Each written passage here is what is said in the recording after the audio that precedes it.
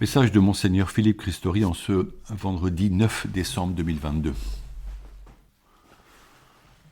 Fortifiez les mains défaillantes, affermissez les genoux qui fléchissent. Belle parole de l'Écriture. Ce jour, j'ai eu la joie de célébrer la messe parmi les résidents âgés de la maison Saint-Charles. Il est heureux qu'en Eure-et-Loire, dans de nombreuses maisons de retraite, des chrétiens visitent et animent la prière et que nos prêtres y célèbrent l'Eucharistie. On goûte le bonheur des anciens qui ont en mémoire des chants et des textes. Ces moments spirituels apaisent et disposent l'âme à la rencontre de Dieu. Chez ces personnes âgées, un jour vient où l'on sent le corps avoir des difficultés à nous porter. Les genoux fléchissent. Se hisser devient douloureux. Les forces manquent. Un tremblement saisit les mains. Enfiler le fil dans le chat de l'aiguille devient impossible. La fragilité se fait plus visible au fil des ans. Dans la société, des voix promeuvent un transhumanisme qui anticiperait ce vieillissement en nous garantissant des organes jeunes. D'autres gens pensent que l'homme vieux doit tirer sa révérence pour laisser la place à une nouvelle génération et ne pas peser financièrement. Pourtant, la vieillesse, c'est le moment du temps long, de la disponibilité à l'écoute, de la patience. C'est la rencontre possible avec les jeunes enfants à qui raconter ces histoires d'antan. C'est la tendresse quand une main ridée en saisit une autre ou caresse la joue d'un proche. C'est la sagesse quand on évite d'avoir un avis sur tout, un jugement sur tous. C'est le moment des bilans et des relectures de vie, comme celui d'envisager cet après inconnu et mystérieux, nommé le ciel.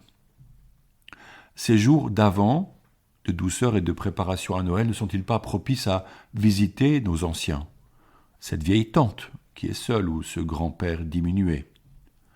Notre humanité montre sa grandeur quand elle permet ces relations aimables et simples.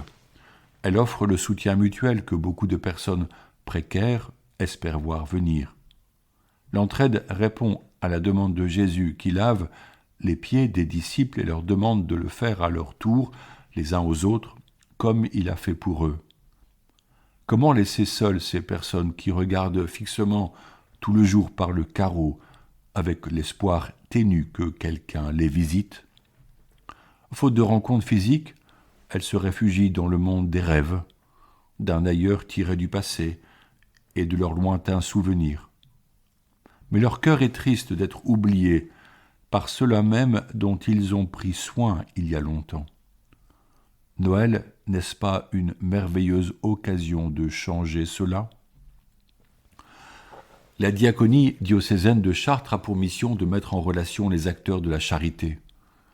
Appeler les chrétiens à prendre part aux équipes qui animent accueils et célébrations dans tous les lieux de précarité est une nécessité magnifique. Appeler veut dire rencontrer personnellement. Dans mon éducation d'enfant, nous n'avions pas le droit de demander à table quelque chose à la cantonade, c'est-à-dire en lançant une phrase en attendant qu'un autre convive l'entende et y réponde.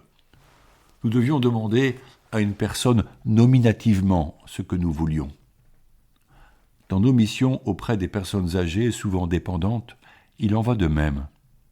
Il s'agit d'aller rencontrer des personnes, les gens fragiles d'abord, mais aussi les bénévoles disponibles. En les écoutant, ces bénévoles, présenter leurs talents, on voit comment ils pourraient s'engager dans la vie fraternelle et le service des frères. L'Écriture dit « Oui, il est bon, il est doux pour des frères de vivre ensemble et d'être unis. » On dirait un baume précieux, un parfum sur la tête. Psaume 132, versets 1 et 2. Les tables ouvertes, proposées le dimanche dans plusieurs paroisses, rassemblent des hommes et des femmes de toutes conditions qui s'enrichissent en partageant leurs expériences de vie. Noël. Il y a là une bonne occasion pour dresser la table, y mettre de belles décorations de Noël et s'y retrouver unis, jeunes et vieux, riches et pauvres. prenons le temps d'y réfléchir afin de mettre en œuvre des rendez-vous de ce type. Ce dimanche, nous écouterons un passage de l'Évangile selon saint Matthieu, dont la scène se passe en prison, lieu de précarité et de peine, où Jean le Baptiste a été mis en détention, car sa prédication choquait et qu'il dénonçait ceux dont la vie contredit la loi de Moïse donnée dans la Torah. Il invitait à la conversion des Juifs pharisiens, eux qui étaient fiers de leurs mœurs et de la qualité de leur culte. Jean, qui vivait dans les déserts en mangeant du miel et des sauterelles, demeure un personnage mystérieux. Interrogé par les disciples de Jésus sur son identité, il affirme que les prophéties s'accomplissent et que vient le Messie attendu. Quelle prophétie ? Les aveugles voient, les sourds entendent, les lépreux sont purifiés, les boiteux marchent, les morts ressuscitent et les pauvres entendent la bonne nouvelle. Devant de tels faits, aucun Juif ne pouvait rester insensible, à moins de ne pas vouloir voir, comme le prédisait Jésus. Je le cite, « Ils regardent sans regarder, ils écoutent, sans écouter ni comprendre. » Matthieu 13 au verset 13. Avec le Baptiste, advenait un événement nouveau. Un homme allait donner au peuple courage et foi en son Dieu. Or Jean dit que celui qui vient est bien plus qu'un prophète. Que comprendre de ceci ? Pour nous qui croyons, le Messie annoncé est Jésus. Il est plus qu'un prophète, puisqu'il est Fils de Dieu, le Verbe de Dieu, fait chair, venu parmi nous. Voici Noël, la nativité de Dieu parmi nous.